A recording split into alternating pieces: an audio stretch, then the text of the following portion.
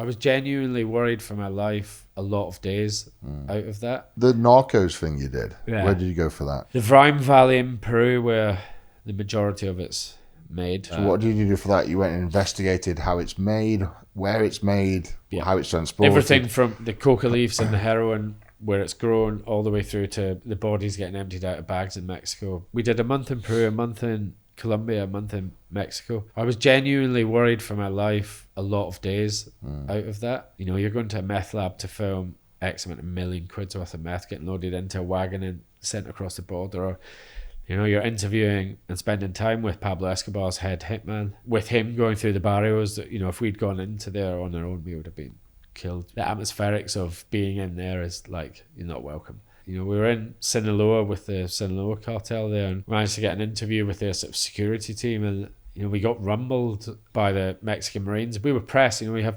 press badges. We were going to end up in the middle of a massive scrap between the Mexican Marines and them, and they're like heavily armed. Pretty much every day there you're dealing with sicarios, dealers, all the way down to the young guys who've been extorted into it. It was just telling the story of that chain all the way through to until it gets to wherever. Of all the things I've done, that's the one thing that I wouldn't do again.